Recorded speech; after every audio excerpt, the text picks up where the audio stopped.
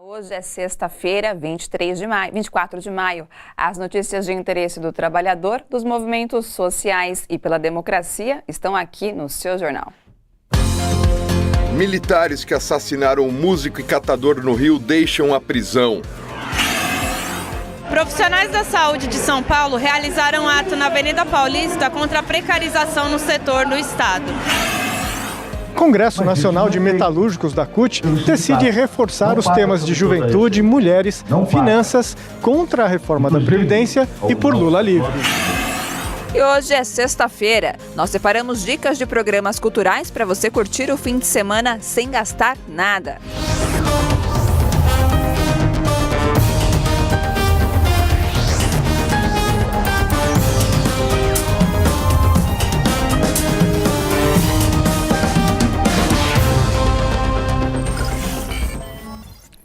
Os 9 policiais militares que mataram o músico Evaldo dos Santos Rosa e do catador Luciano Macedo em Guadalupe, no Rio de Janeiro, foram soltos nesta manhã.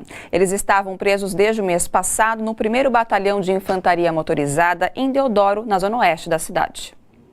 O carro da família do músico Evaldo Rosa foi alvejado com 83 tiros durante uma ação do Exército na tarde do dia 7 de abril. O catador de recicláveis, Luciano Macedo, que tentou ajudar a família, também foi atingido e morreu dias depois.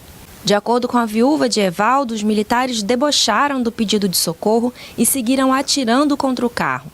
A perícia constatou que os acusados dispararam 257 vezes durante a ocorrência. Nesta quinta-feira, o Superior Tribunal Militar revogou a prisão preventiva dos envolvidos. Os 9 militares são réus pelos crimes de duplo homicídio qualificado, tentativa de homicídio qualificado e por não prestarem socorro às vítimas. No domingo, moradores de favelas cariocas e organizações da sociedade civil fazem ato contra o genocídio da população negra. O evento, batizado de Parem de Nos Matar, começa às 10 horas na orla da praia de Ipanema. Em Brasília, especialistas em direito criticaram o avanço do neoliberalismo no Brasil. Segundo eles, a política colocada em prática por governos de direita e extrema-direita atinge seriamente o Brasil com reformas e propostas de leis que retiram direitos. A reportagem é de Welson Kalinowski. A preocupação com os impactos do neoliberalismo no mundo foi expressada durante o 2º Seminário Internacional sobre o tema, realizado em Brasília, pela Associação Brasileira dos Juristas pela Democracia. Advogados, juízes, professores e especialistas entendem que o Brasil é um dos países que mais sofrem neste cenário. Como exemplo, Alessandra Camarano, da Associação Brasileira dos Advogados Trabalhistas, citou a reforma do setor, em vigor desde novembro de 2017. Podemos nos pautar especificamente em relação à tentativa de asfixiamento das entidades sindicais com a retirada do sistema de custeio, da forma de sistema de custeio e aliando a isso a obrigatoriedade, ou seja, eu retiro o custeio do sindicato e obrigo as entidades sindicais a estarem em negociações coletivas, porque hoje o que prevalece é o negociado sobre o legislado. Segundo o professor de Direito e juiz do Trabalho, Carlos Eduardo Oliveira Dias, entre as práticas neoliberais estão os ataques às instituições. Um exemplo prático vem das promessas de campanha do presidente Jair Bolsonaro de acabar com a Justiça do Trabalho. Essa discussão sobre eventual extinção da Justiça do Trabalho, que recentemente foi restaurada, ela decorre da resistência de alguns juízes do trabalho no sentido de aplicar literalmente as regras da reforma trabalhista. Então, quando os juízes ousaram interpretar num sentido aí mais compatível com a Constituição, com as normas internacionais do trabalho, a reação foi exatamente essa. Então, vamos acabar com a Justiça do Trabalho, porque ela não serve, dessa forma ela não serve ao capital. Para a advogada e especialista em direito previdenciário Júlia Lenzi, o próximo passo para entregar ao capital privado o controle sobre as políticas sociais é a reforma previdenciária. Em tramitação na Câmara dos Deputados, por meio de uma proposta de emenda constitucional. A reforma da Previdência ela tem como um único objetivo, que é abastecer o capital financeiro e os bancos com dinheiro da nossa aposentadoria. Os dados do DIEESE e do IBGE mostram pra gente que a maioria dos benefícios previdenciários, isso em torno de 67%, tem valor de um salário mínimo. Se a gente aumenta um pouquinho para 2 salários mínimos, mais de 80% dos benefícios pagos tem esse valor, o que mostra que a Previdência é a nossa principal política de distribuição de renda no Brasil e de manutenção das economias dos municípios. A reforma da Previdência foi tema de debate no Sindicato dos Bancários do Rio de Janeiro. Veja na reportagem de Ana Carla Ferreira. A PEC da reforma da Previdência ainda gera muitas dúvidas. Diante disso, Adriana Nalesso, presidente do Sindicato dos Bancários do Rio, ressalta a importância de trazer o debate sobre a proposta para a sociedade. Compartilhar conhecimento nesse momento é fundamental. Não pode enganar as pessoas, como foi o engano da reforma trabalhista. Eles disseram que iam gerar milhões de emprego. Isso aconteceu? Não, hoje você tem 13 milhões de desempregados, 8 milhões de desalentados. Então o governo mente. Fale a verdade. Carlos Gabas, ex-ministro da Previdência e convidado do debate que ocorreu na noite de quarta-feira no Rio de Janeiro, explica a proposta e a diferença para o regime atual. No regime que ele está propondo, nós temos que lembrar o seguinte: ele propõe acabar com o regime de solidariedade, de repartição, e instituir o regime de capitalização individual. É isso que não vai garantir benefício, não tem chance disso dar certo. Ele quer nos convencer de que uma previdência que nós temos hoje, que tem financiamento, que tem contribuições do patrão, do governo e do empregado. Tem 3 fontes de financiamento. Ele diz que está quebrada. Ele vai acabar com a contribuição do patrão, acaba com a contribuição do governo, fica só do empregado. Como que isso sustenta? Não vai ter dinheiro para pagar o trabalhador.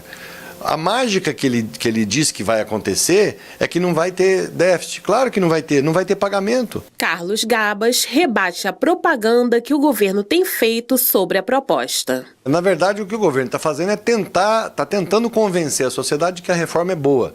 E ele não tem argumentos para isso, ele inventa coisas. Ele muda a lógica de um sistema de benefício definido, que é o que nós temos hoje, onde o trabalhador consegue fazer a conta do seu salário, da sua aposentadoria, para um sistema de contribuição definida, que você não sabe quando você vai receber.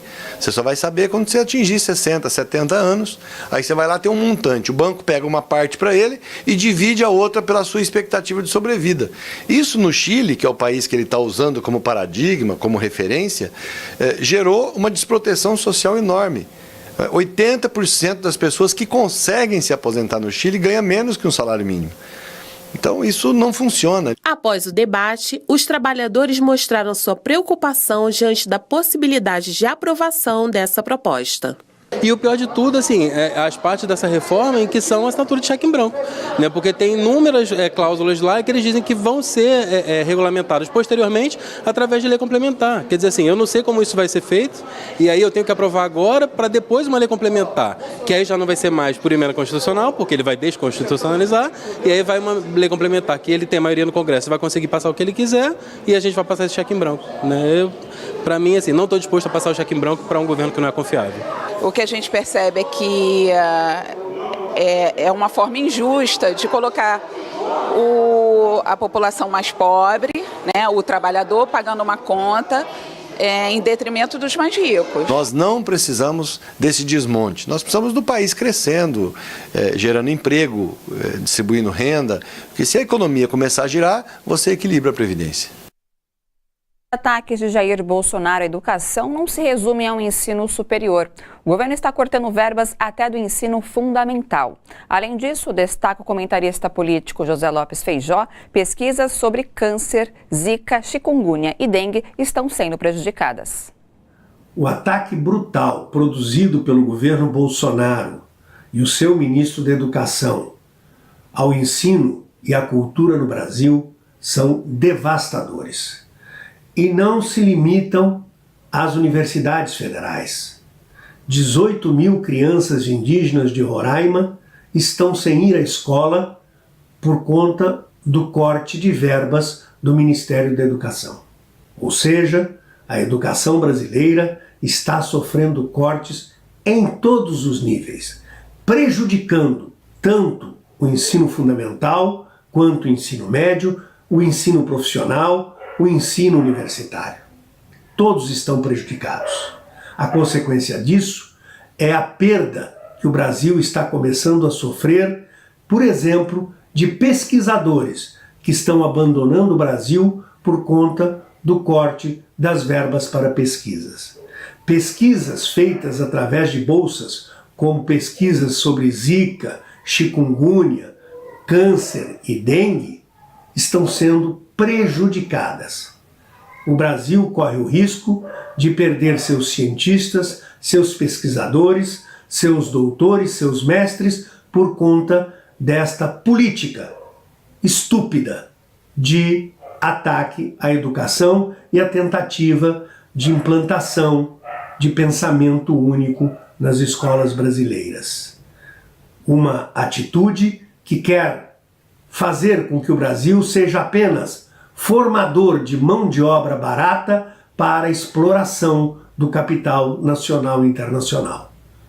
Foi por isso que no dia 15 passado, o Brasil foi tomado por mais de 2 milhões de pessoas que foram às ruas protestar contra as políticas do governo Bolsonaro para a educação e contra a tentativa do governo de fazer uma reforma da Previdência que destrói direitos. Os estudantes já estão convocando uma nova manifestação para o dia 30.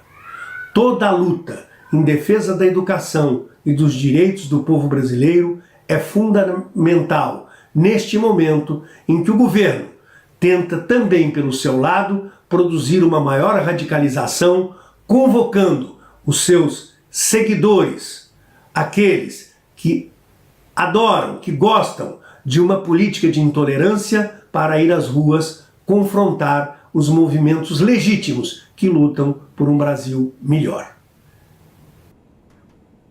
Em Brasília, a Justiça deu 15 dias úteis para Jair Bolsonaro fazer uma retratação pública e indenizar por danos morais a deputada federal Maria do Rosário, do PT, em R$10 mil mais multas e juros. Em 2014, quando era deputado federal, Bolsonaro disse que não estupraria a deputada porque ela não merecia.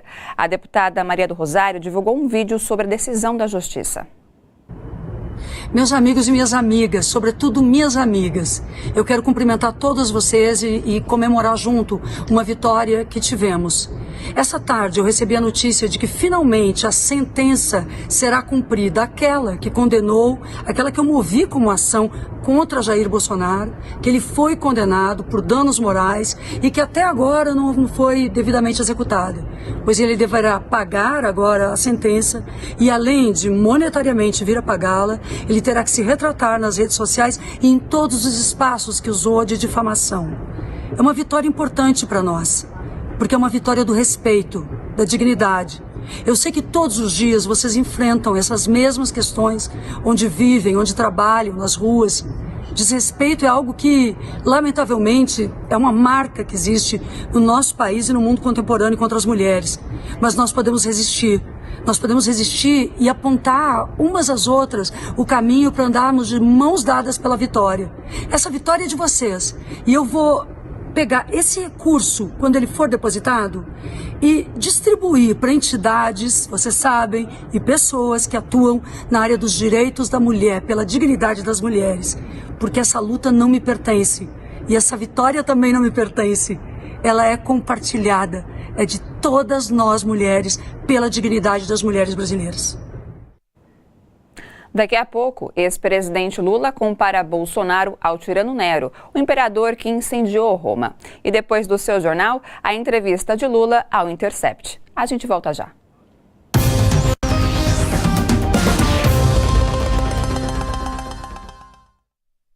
A TVT tem uma ótima notícia para você.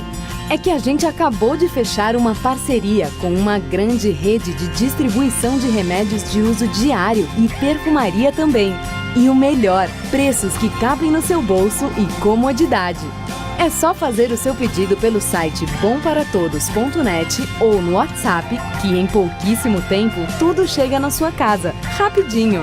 É bom para você, é bom para todos. Parceria tem nome, bomparatodos.net. Oi pessoal, tudo ótimo com vocês? Eu espero que sim, uma excelente sexta-feira e vamos aos comentários. Eu leio da Maria de Fátima Leal. Que país é esse que nega educação aos seus jovens e crianças que lhes oferecem armas? É Adriana Ribeiro. Fazem chantagem com a população usando a educação como moeda de troca na aprovação da reforma previdenciária. Coisa de bandido mesmo. Não saiam daí que daqui a pouco eu volto com mais comentários.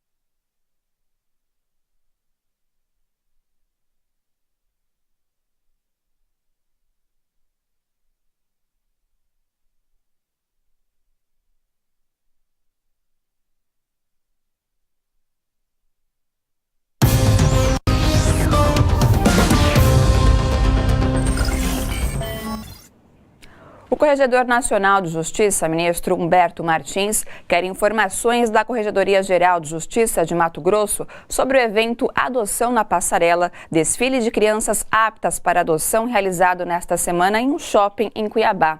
O evento levou a uma nota de repúdio da Associação Juízes para a Democracia. No documento, os juízes destacam que a iniciativa faz retroceder no tempo e nas conquistas e remete a feiras de escravos. Segundo a nota, há várias outras formas e campanhas para adoção que não expõem as crianças e adolescentes. Para denunciar o sucateamento da saúde pública no estado de São Paulo, servidores e usuários protestaram nesta manhã no centro da cidade. A repórter Daiane Ponte acompanhou o ato. Não é de hoje que a saúde pública de São Paulo está crítica. Em mais de 20 anos de governo PSDB, o setor tem sofrido um forte desmonte. E para denunciar essa precarização, trabalhadores realizaram um ato na Avenida Paulista, no centro da cidade. Há mais de 20 anos nós estamos aqui sem concurso público, sem um aumento real de salário, as condições de trabalho péssimas, né? A gente hoje são doentes tratando de doentes. Existe uma sobrecarga muito grande de trabalho, nós não temos equipamentos adequados para poder oferecer um serviço de qualidade para a população. Em abril, Dória cortou 10 bilhões de reais das verbas públicas do estado, afetando em cheio a saúde. Agora é possível ver hospitais como Emílio Ribas e o Mandaqui, na capital paulista, fechando. Alcides teme que a situação piore ainda mais. Os doentes estão ficando lá no hospital do Mandaqui, tudo no corredor.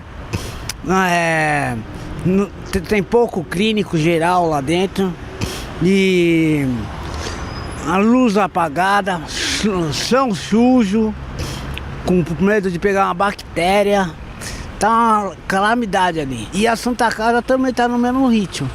Tá terrível a saúde aqui em São Paulo, viu? A gente protocolou a pauta de reivindicação, né, da campanha salarial e das condições de trabalho no dia 1º de março, na Secretaria da Saúde no Palácio dos Bandeirantes. E a gente só teve no mês passado, dia 22, o atendimento do secretário, que também não se comprometeu com a pauta. O governador também não deu nenhuma resposta nesse sentido. Então isso nos leva a crer que realmente a saúde pública do estado de São Paulo não é uma preocupação para o nosso governador. Os trabalhadores denunciam que o caos no setor também foi provocado pela emenda constitucional que congela os gastos públicos por 20 anos.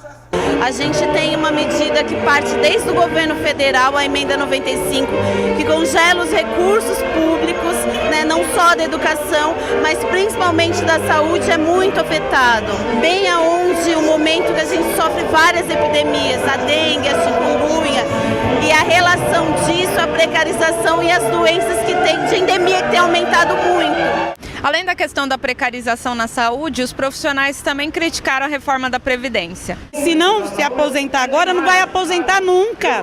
E como que esses trabalhadores vão ficar? Vão ser um paciente futuramente, num futuro bem próximo, serão profissionais pacientes dentro do local de trabalho. O trabalho do profissional de saúde é muito sacrificado e agora ter que trabalhar com o novo projeto, trabalhar em 40 anos para ter o salário integral, não ter uma aposentadoria especial, isso torna complicada a vida do trabalhador da saúde, né? Pesquisa divulgada nesta sexta-feira pelo CAGED, Cadastro Geral de Empregados e Desempregados, mostra que no mês de abril o país criou 129.600 vagas com carteira assinada em relação ao mesmo período do ano passado. O número é o melhor em 6 anos. Apesar do crescimento, o Brasil possui atualmente 13 milhões de desempregados. E para falar sobre esses dados, eu converso agora com Fausto Augusto Júnior, professor da Escola de ESE e Ciências do Trabalho. Boa noite, Fausto. Tudo bom com você?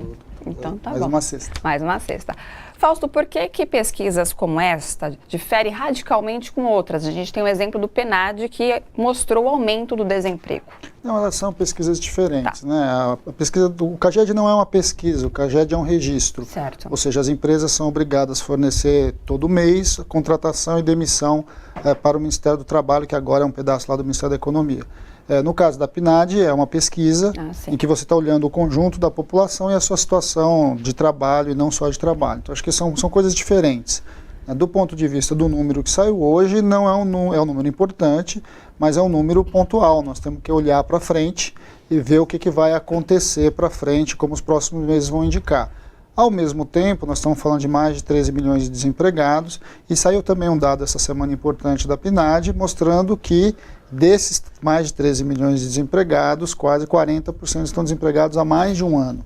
Ou seja, não é só o fato de estar desempregado, é estar desempregado, tempo, né? Muito tempo desempregado. Então, esse é um dado bastante preocupante e tem a ver com o esfriamento da economia desde a crise e principalmente agora que ela não acelera. E quais são os setores, Fausto, que pesam mais aí no caso dessa pesquisa? Bem, no caso do CAGED desse mês que saiu, do mês passado, né, de abril, o setor que empregou e que deu um pouco essa puxada do emprego foi o setor de serviços. Ao mesmo tempo, o que a pesquisa mostra é que o salário de contratação é menor do que o salário de demissão. E o salário de contratação deste abril é menor do que o salário de contratação do abril do ano passado. Então, apesar de você estar gerando empregos, a remuneração desses trabalhadores é inferior à remuneração de quem era contratado há um ano atrás. Então, esse também é um dado importante para a gente estar tentando medir concretamente o que está acontecendo no mercado de trabalho. E na questão da pesquisa do PNAD, quais são os setores que menos contrataram? Bem, aí você tem um conjunto grande, né? O que a gente tem visto já há algum tempo é que o setor industrial é um setor que tem tido muita dificuldade ao longo do período.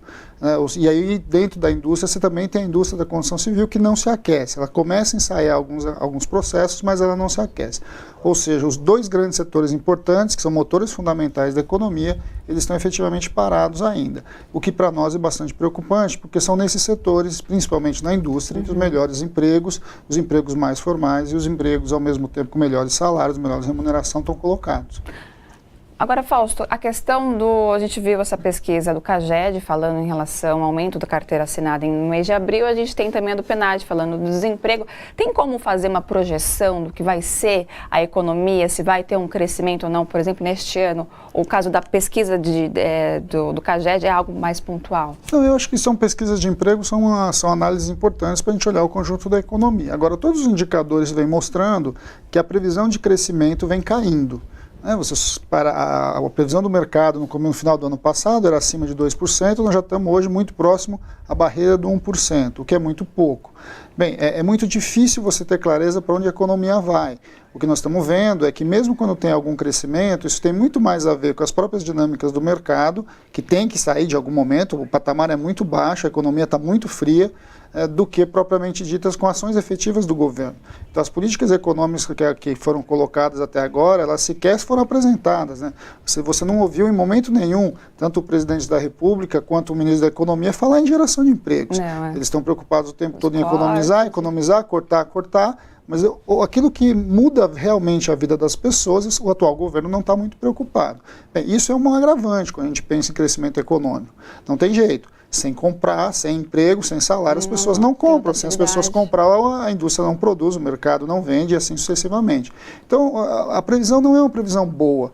A previsão que a gente tem para esse ano é uma economia relativamente andando de lado mais um ano, o que está colocando para a gente num cenário que, para além da recessão que a gente viveu, um cenário de estagnação, caminhando para a própria depressão. Também seria um cenário de aumento de precarização do trabalho também e serviços informais? Isso a gente já está assistindo há algum período, né? Na verdade, boas partes dos empregos que a gente que vem sendo criado nos últimos 3 anos têm essa característica. São empregos informais, são empregos com jornadas menores do que as pessoas precisam para trabalhar e rendas muito inferiores às demandadas para sua sobrevivência. O que a gente está vendo no mercado hoje é só andar pelas ruas, o que você vai olhar é um crescente das pessoas que estão se virando. Não é à toa que quando você olha para dentro do mercado de serviço propriamente dito, que por exemplo no próprio CAGED cresceu, o que tem crescido são os serviços ligados à alimentação. É só você andar pela rua para você ver a quantidade de barraquinhas, a quantidade de pessoas, que estão vendendo coisas na rua. Bem, essa venda de coisas, de alguma forma, as pessoas precisam sobreviver. Agora, isto não é um emprego que estrutura a economia. Né? Ele é um emprego de sobrevivência. Né? Ele é uma forma de uma ocupação de sobrevivência. E as pessoas vão tentando pagar as contas, mas vão pagando cada vez menos as contas. Porque na outra ponta também, a inflação cresceu. Então a inflação que estava num patamar menor, cada mês ela também vem subindo, e puxada pelos gastos do governo. Então assim, são coisas que estão colocadas para a gente para tentar entender melhor esse cenário, que não é um cenário muito bom, de muita boa previsão para esse ano.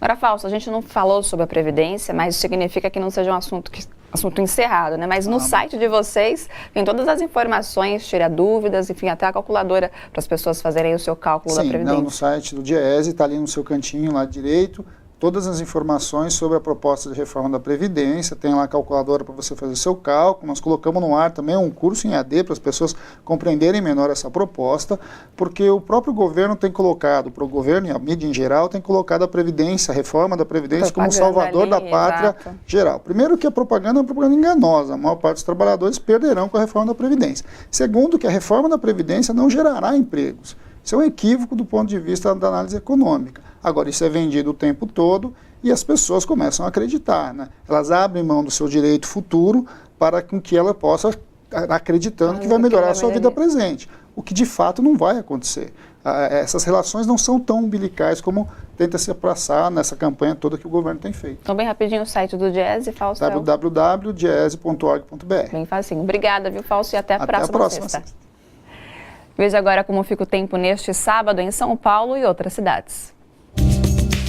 Tempo parcialmente nublado neste sábado em São Paulo. Máxima de 20 graus e mínima de 10. Chove em algumas áreas. Umidade relativa do ar em média de 70%. Índice ultravioleta alto. Mesma situação em São Bernardo do Campo. Sol pela manhã com aumento de nuvens ao longo do dia. À tarde chove de forma isolada. Máxima de 20 e mínima de 10 graus. Já em Mogi das Cruzes, variação de nuvens pela manhã com aberturas de sol no decorrer do dia. Previsão de pancadas de chuva localizadas. Máxima de 21 graus e mínima de 11. Em Brasília, tempo parcialmente nublado com períodos de sol, sem previsão de chuvas. Máxima de 27 e mínima de 17 graus.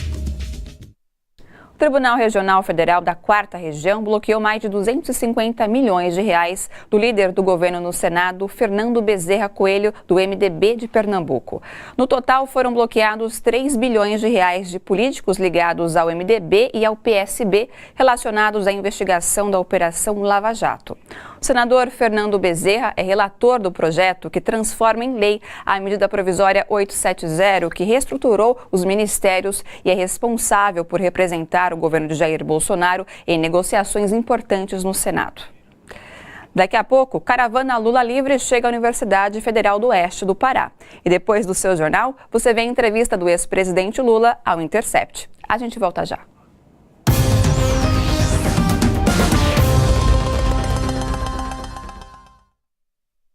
A TVT tem uma ótima notícia para você. é que a gente acabou de fechar uma parceria com uma grande rede de distribuição de remédios de uso diário e perfumaria também. E o melhor, preços que cabem no seu bolso e comodidade. É só fazer o seu pedido pelo site bomparatodos.net ou no WhatsApp, que em pouquíssimo tempo tudo chega na sua casa, rapidinho. É bom pra você, é bom pra todos. Parceria tem nome, bomparatodos.net. Pessoal, de volta com os comentários, eu leio da Esté e ela escreveu: os jovens estão sem oportunidades, os mais velhos preocupados com a aposentadoria e disputando vagas com os jovens. O Jeová Campos: sem investimento público não há como criar empregos e Bolsonaro só faz cortar gastos. Daqui a pouco eu volto com mais comentários, não saiam daí.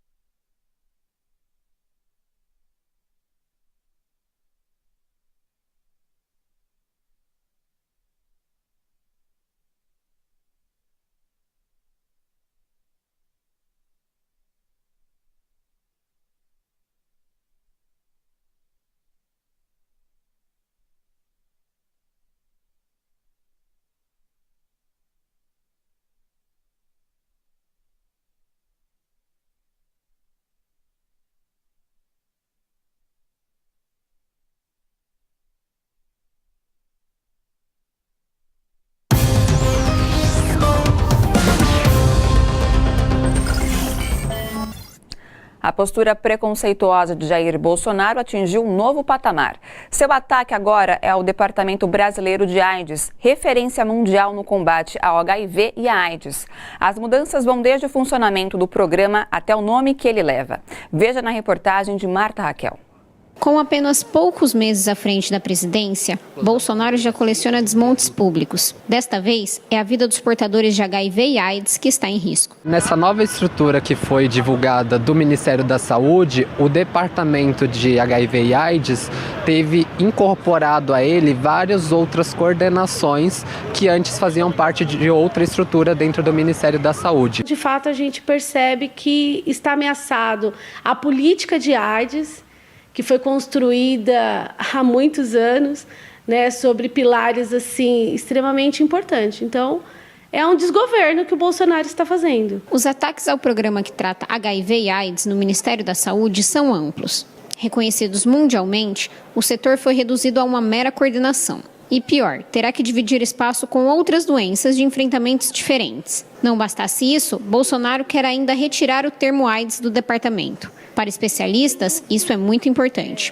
Quando você invisibiliza uma causa tão importante quanto a AIDS, certamente milhares de pessoas vão a óbito, né? As pessoas não se dão conta de que a AIDS pode bater na porta delas até que acontece algum caso próximo, né? E o que eu vejo, para mim, essa mudança do departamento, colocando num bloco de doenças crônicas, né? Eu acho muito raso falar que o HIV é uma doença crônica, porque quem vive com HIV, nós acompanhamos aqui inúmeras pessoas, não dá para falar que é uma doença crônica. O desmonte começou já no governo de Michel Temer, com um corte de investimentos em saúde e educação por 20 anos.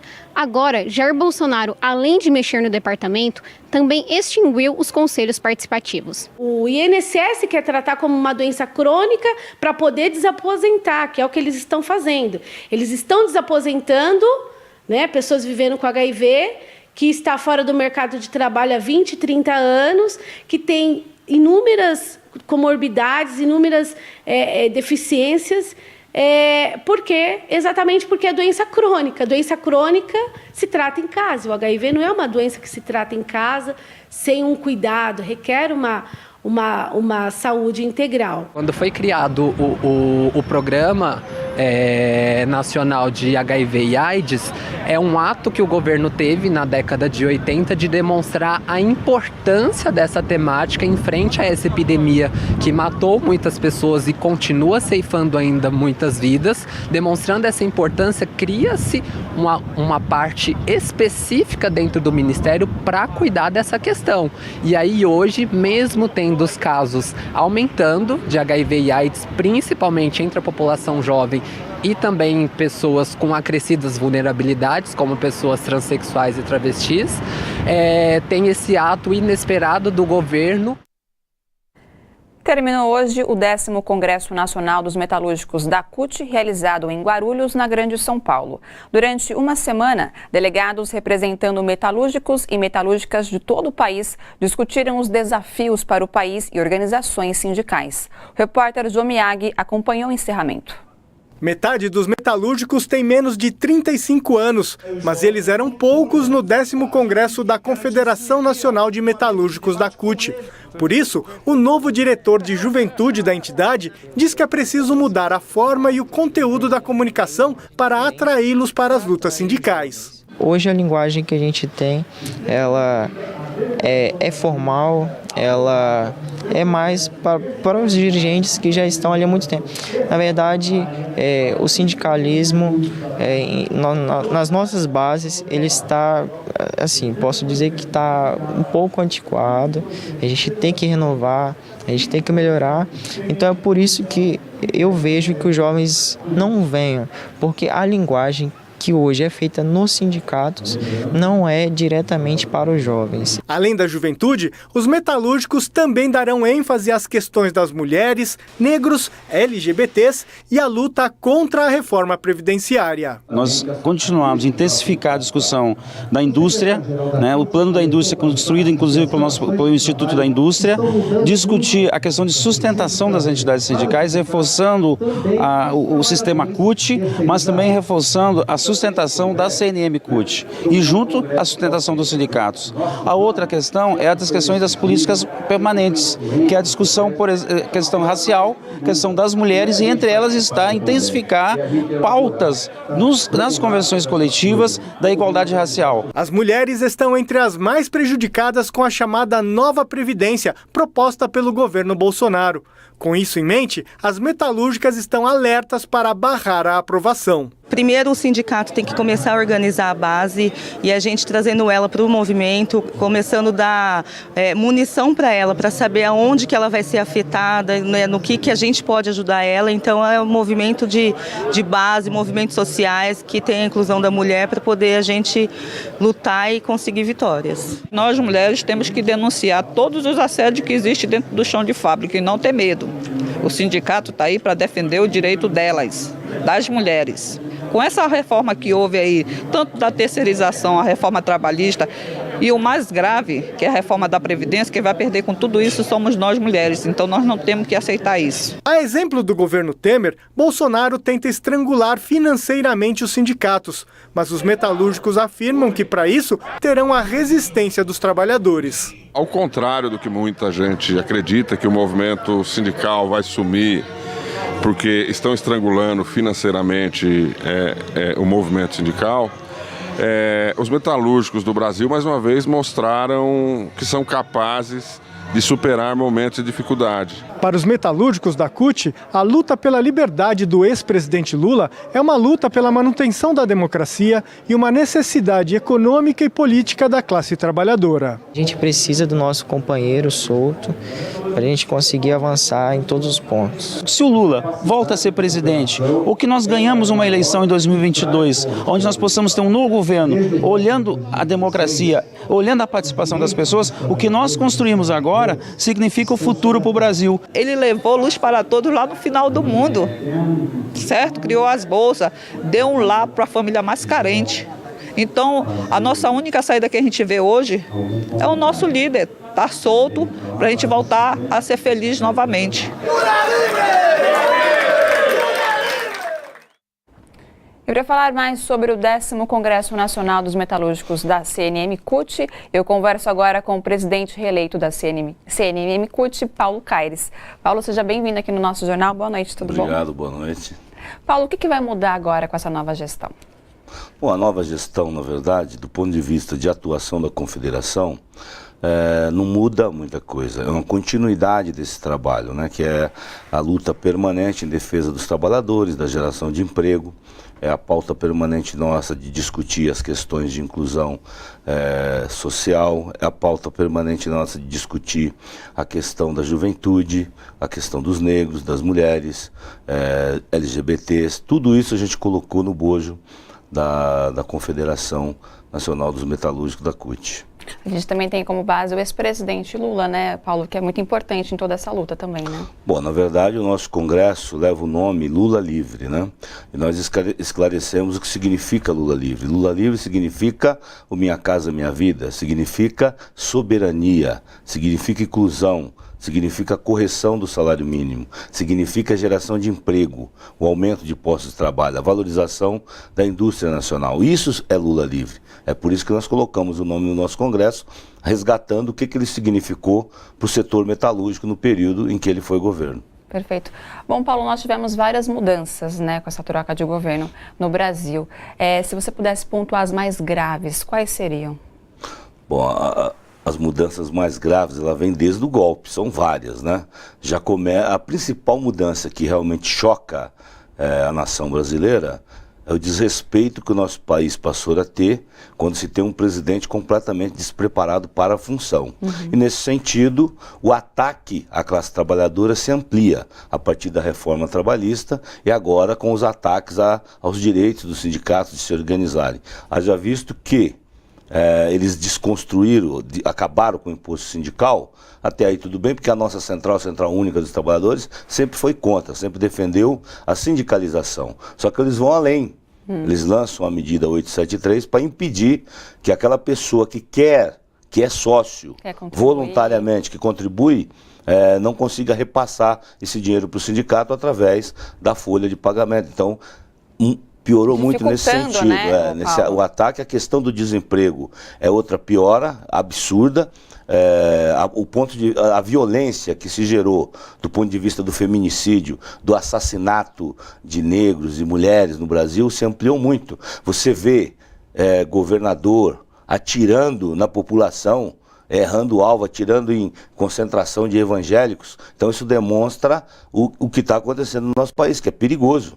Isso é o Estado matando deliberadamente pessoas sem se preocupar em proteger a vida do cidadão. Então essas mudanças atingem também a nós metalúrgicos e o ramo da indústria como um todo. Paulo, você mencionou a questão dos sindicatos.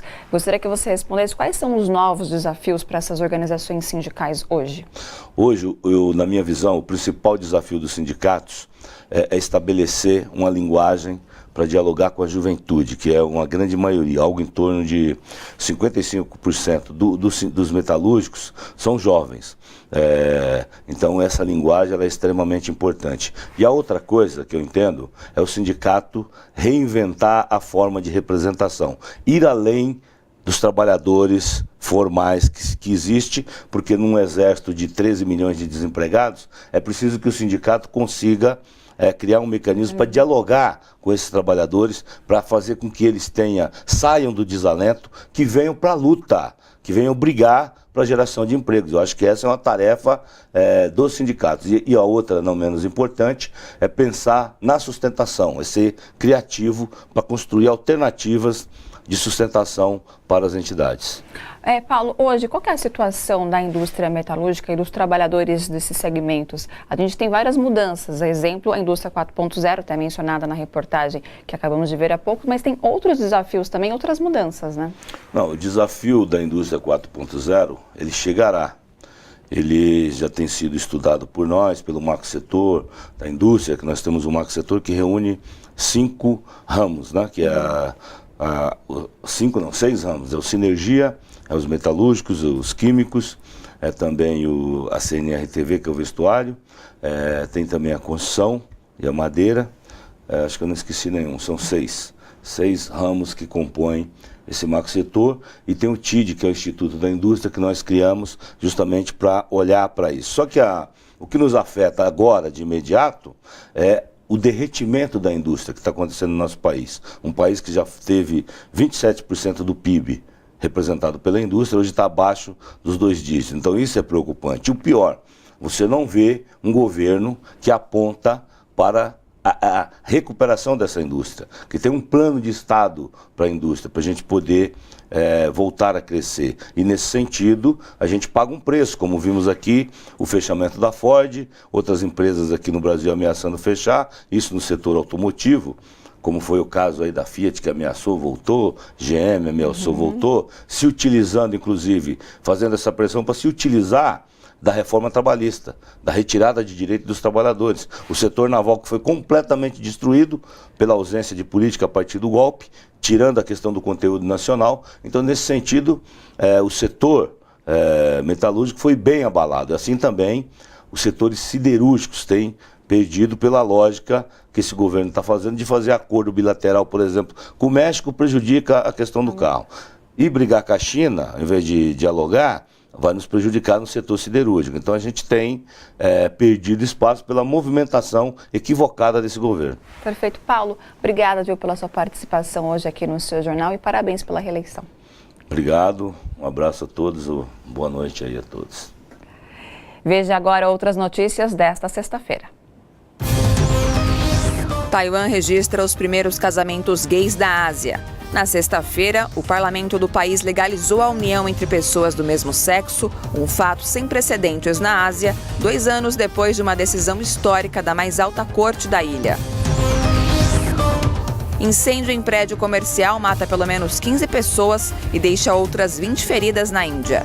10 das vítimas saltaram do andar mais alto do edifício para escapar das chamas.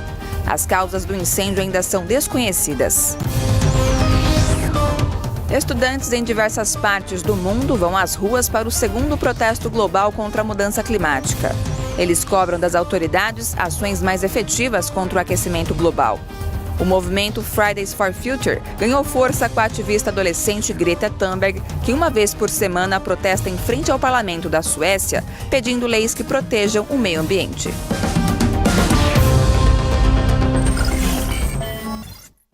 A primeira-ministra britânica Theresa May renunciou ao cargo. A decisão ocorre após quase 3 anos de desgastes nos sucessivos fracassos na condução do Brexit, o processo de saída do Reino Unido da União Europeia. Em discurso bastante emocionado, Theresa May afirmou que fez tudo o que podia para convencer os deputados a apoiar o Brexit. May admitiu o fracasso e acrescentou que foi a maior honra de sua vida ter sido a 2ª primeira-ministra mulher no Reino Unido. O sucessor de May será nomeado até 20 de julho. O favorito para assumir o posto, segundo a imprensa britânica, é o ex-prefeito de Londres e ex-secretário de Relações Exteriores, o conservador Boris Johnson. A tensão entre Estados Unidos e Irã aumentou ainda mais depois que Donald Trump enviou tropas americanas ao Oriente Médio para impedir um suposto ataque iraniano na região. O Paquistão tenta mediar a crise entre os 2 países. A análise é do comentarista internacional Flávia Guiar.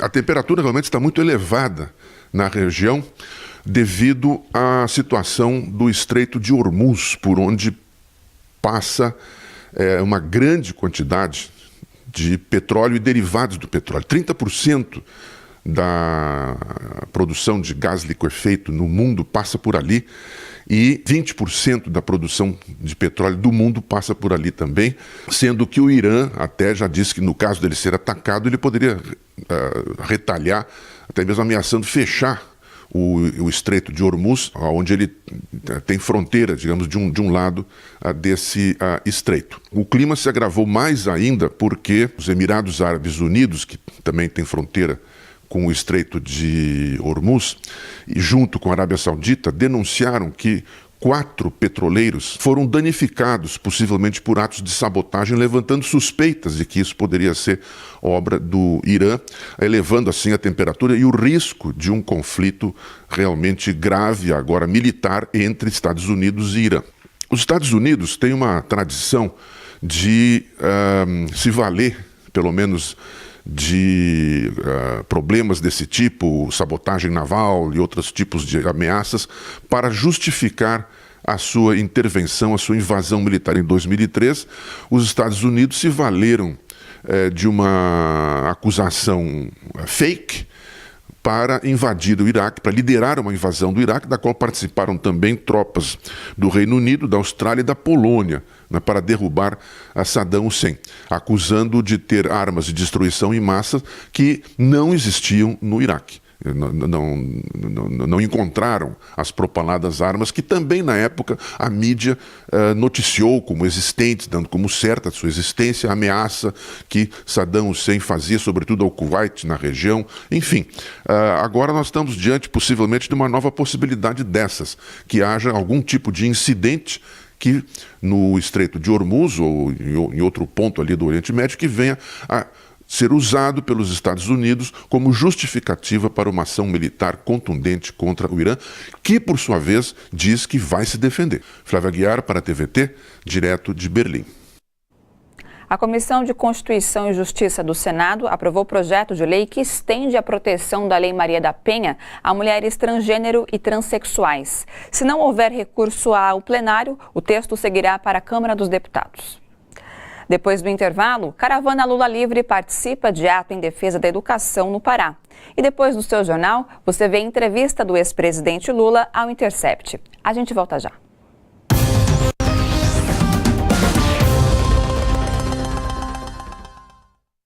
A TVT tem uma ótima notícia para você. É que a gente acabou de fechar uma parceria com uma grande rede de distribuição de remédios de uso diário e perfumaria também. E o melhor, preços que cabem no seu bolso e comodidade. É só fazer o seu pedido pelo site bomparatodos.net ou no WhatsApp, que em pouquíssimo tempo tudo chega na sua casa, rapidinho. É bom para você, é bom para todos. Parceria tem nome, bomparatodos.net. Pessoal, de volta aqui com os seus comentários, e você que ainda não participou, não perca tempo, participe. O Genildo Rebouças escreveu: não a reforma é pé na cova que tira os direitos dos trabalhadores, em especial os professores do ensino fundamental e médio. Queremos que as regras atuais permaneçam. Almejamos ter dignidade e respeito. A Márcia Sacramento: as mobilizações recolocarão o nosso Brasil nos trilhos, todas e todos nas ruas 30 de maio. Bom, daqui a pouco eu volto com mais comentários, não saiam daí.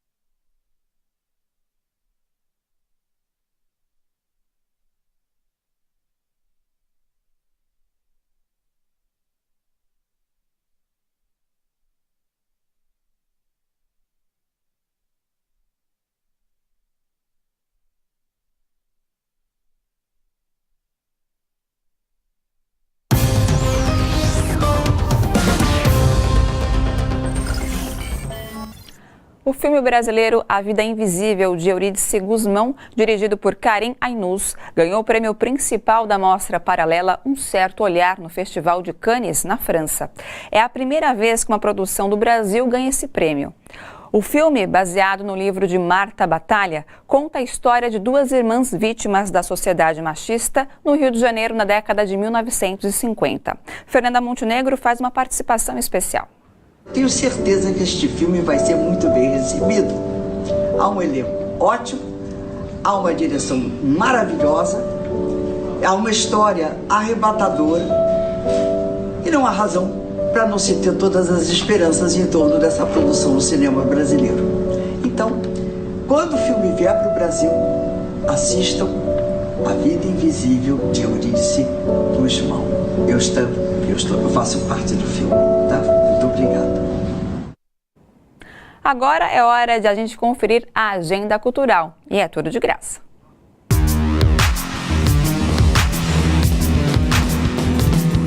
Eu me importo pela paz. Ao Ao completar 40 anos, a banda Cólera convida para uma festa punk na Zona Norte de São Paulo.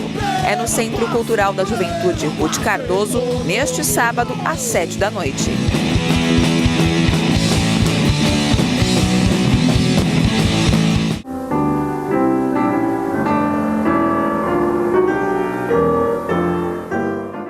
É neste sábado, no Teatro Municipal de Santo André, o concerto do pianista Jean-Louis Storman com obras de Mozart. O concerto começa às 20h.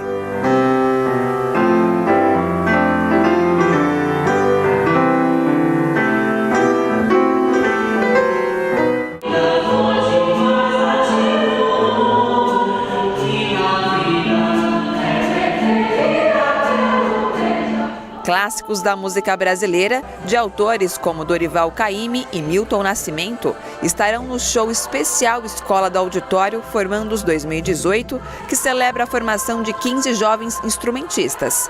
É às 20h deste sábado, no Auditório Ibirapuera.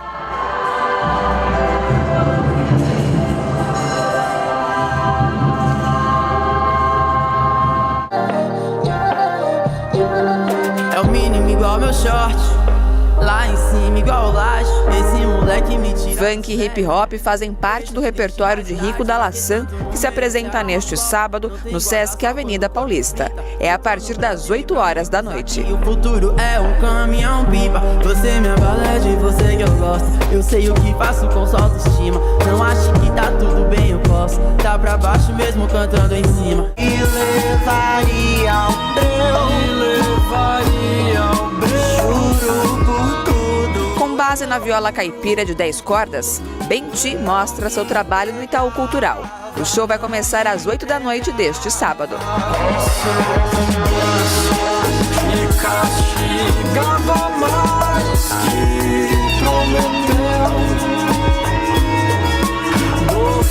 Só quem perdeu sabe o quanto rasga, sabe onde.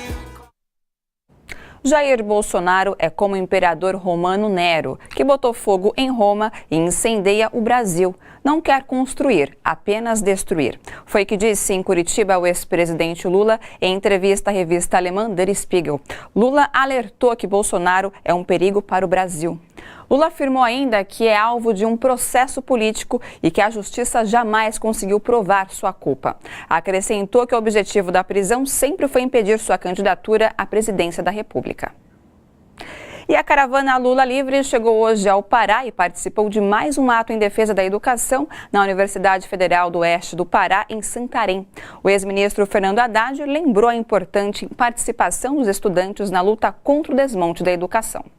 Essa caravana é uma caravana que tem o objetivo de resgatar a Amazônia.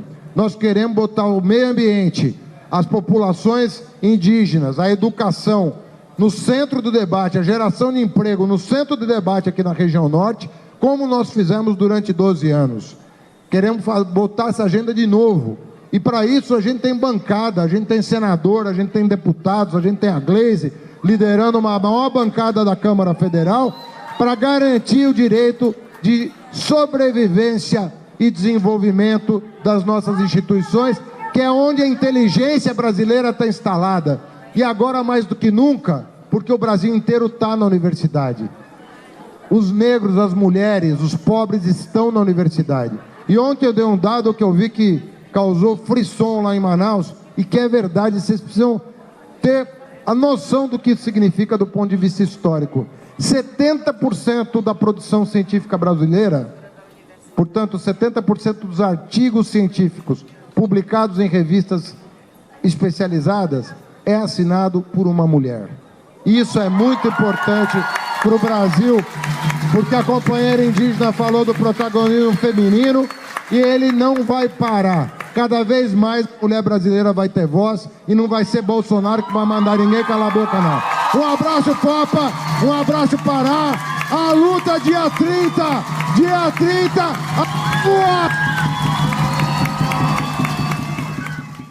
Confira agora fatos e imagens que marcaram a semana. O Moro é mentiroso.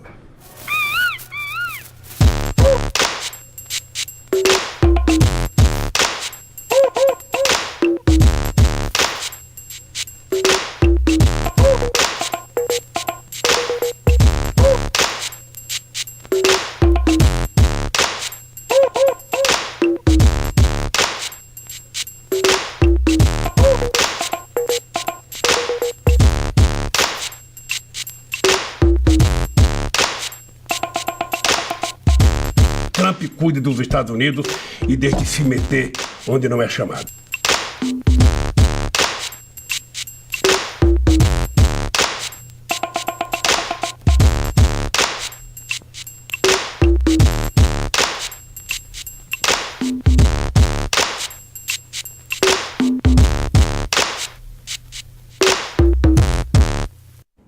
Você fica agora aqui na TVT e na Rádio Brasil Atual com a entrevista do ex-presidente Lula ao jornalista Glenn Greenwald do Intercept Brasil. A TVT é a única televisão que levará ao ar essa entrevista. Até segunda e a luta por direitos humanos e democracia continua.